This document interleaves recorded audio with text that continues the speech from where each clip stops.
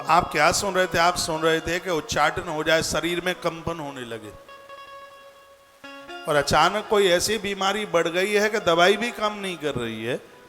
घर में कलह हो गया, घर में झगड़े हो गए, माथा फोड़ी, इतना ही नहीं एक दूसरे के ऊपर केस करने को तैयार है। और उस समय में मैं निवेदन करूंगा, जब बहू काबू में नहीं आती है केस करने को तैयार हो जाती है, वर काबू में नहीं आता आपकी बेटी को छोड़ने के लिए तैयार हो जाता है, कोई समाधान नहीं मिलता, तो उस समय प्योर जल के द्वारा आप भगवान महादेव का अभिषेक कीजिए, कोई न कोई समाधान निकल आवेगा।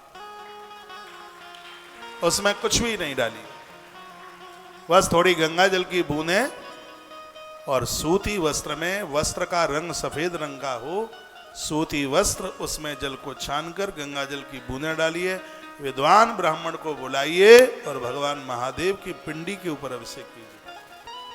चाहे बेटी का कारण, चाहे बेटे का कारण है, बीमारी है, उच्चाटन है, शरीर में रोग है, कंपन है, घर में कलह है, झगड़े, पति पत्नी का झगड़ा, बाप बेटे का झगड़ा, सासू और बहू का झगड़ा, ये कोई भी किसी भी प्रकार का कलह है, समाधान मिल नहीं रहा है, तो आप भगवान शंकर को सिर्फ जल से अभिषेक कर दीजिए।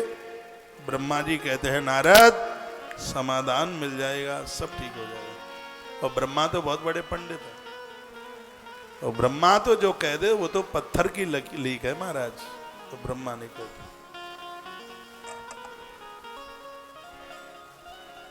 ये जितने भी देवता हैं वो सब शिव की पूजा करते हैं, एक भी देवता ऐसा नहीं है।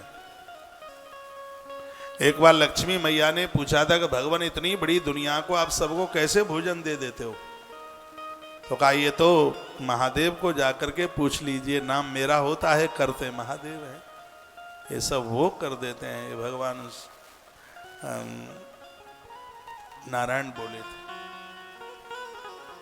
स्वग्रहे कलहो नित्यम यदा चैव प्रजायते तद्धारायां कृतायां वै सर्वं दुःखं विलीयते।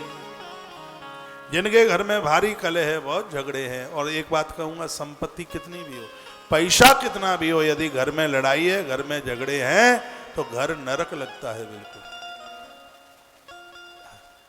खाने के लिए 2 रोटी मिल जाए लेकिन घर में शांति रहे, घर का कलह ठीक नहीं है।